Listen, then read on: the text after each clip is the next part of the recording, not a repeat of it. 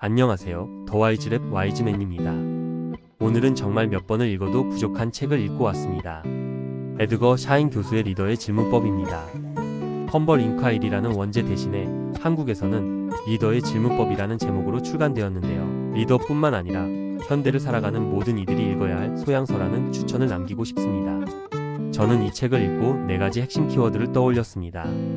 바로 문화, 단언, 관계, 그리고 겸손한 질문입니다. 이 4가지 키워드를 가지고 샤인 교수의 이야기를 제 생각으로 재해석해 보고자 합니다. 첫 번째 키워드 문화입니다. 문화는 우리가 알게 모르게 우리의 생각과 행동을 지배하고 있습니다.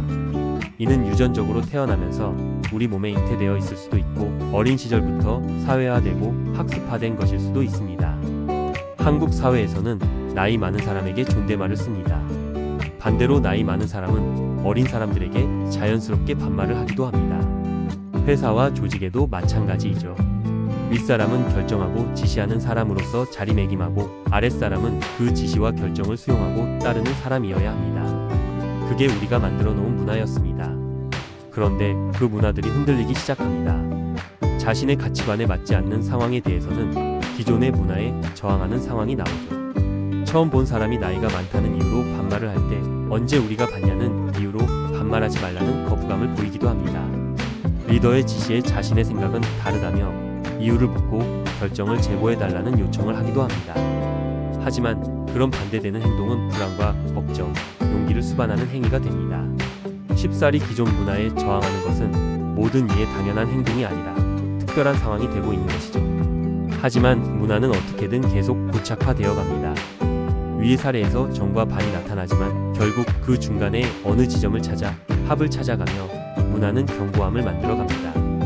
그리고 우리는 그 문화 속에서 편안함을 느끼고 변화를 거부하고 있습니다. 두 번째 키워드 단언입니다. 리더에게 주어진 문화적 요구사항은 무엇일까요? 리더는 결정하는 사람이었습니다. 리더는 경험이 많고 정보와 네트워크를 가지고 있기에 이를 활용해서 선택을 하고 의사결정을 하는 역할을 해왔습니다. 이런 시대의 리더에게 요구되는 화법은 바로 단언이었습니다. 단언하는 리더는 이렇게 말합니다. 이렇게 하면 됩니다. 속마음에는 확인할 것도 없습니다. 이렇게 하면 성공한다는 마음이 있죠. 그건 왜 그렇게 하신 거죠? 이렇게 해야 하는데 왜 안 하냐는 단언이죠. 당신의 생각을 말해보세요. 결국 내 생각대로 하라는 직언을 의미하고 있습니다. 많은 리더들이 기존의 문화 속에서 단언하며 살아왔습니다. 그런데 시대가 달라지기 시작했습니다. 코로나 시대, 디지털의 확대, AI의 급속한 성장, 정치적 불안 상황, 다양성의 확고한 자리매김 등 VUCA의 시대가 되었습니다. 문제 해결을 위해서 리더 한 사람의 결정으로 가능하던 시대가 사라졌습니다. 이제는 리더와 팀원 모두가 함께 문제를 찾고 고민하고 해결해야 하는 집단 지성과 협업 중심의 문제 해결이 필요해졌습니다. 리더는 더 이상 단언의 방식이 아니라 구성원의 참여를 이끌어내는 새로운 방법이 필요해진 거죠. 세 번째 키워드 관계입니다. 구성원의 참여를 이끌어내기 위해 필요한 것은 무엇일까요? 네, 바로 관계입니다. 관계를 구축하기 위해서 가장 중요한 점은 진솔함과 신뢰를 쌓는 일입니다.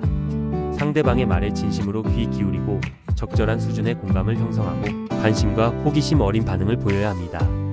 여기에 더해 상황에 맞게 자신을 드러내면 진솔함과 신뢰가 기반된 관계 맺기가 시작되는 것입니다. 샤인 교수는 관계를 4단계로 구분합니다. -1단계 지배와 착취. 이는 본질적으로 부정적인 관계이며 강자는 약자에게 단언하는 것과 더 평등한 관계를 맺기 위한 노력을 거부하는 것이 특징입니다. 1단계 이해타산적 관계. 업무적 거리두기 관계이며 공식적 역할에 따른 이해타산적 관계이며 동료 때로는 경쟁하는 동료와 본인 사이에 의도적으로 업무적 거리를 두는 것이 특징입니다. 2단계 인간적 관계. 진솔함과 신뢰를 쌓는 단계입니다. 더 높은 수준의 진솔함과 신뢰를 쌓아 긍정적 관계를 맺기 위해 더 인간적인 차원에서 서로 알아가는 단계이죠. 마지막 3단계 친밀감. 우정이나 사랑에 해당하는 관계입니다. 위 단계에서 보는 것처럼 1단계에서 리더는 단언의 화법을 주로 이용해 왔을 것입니다. 3단계 이상이 되어야 현대 시대의 문제를 집단적으로 해결하기 위한 관계가 형성되었다고 볼 수 있을 것 같습니다. 흥미로운 점은 -단계를 정의했다는 지점입니다.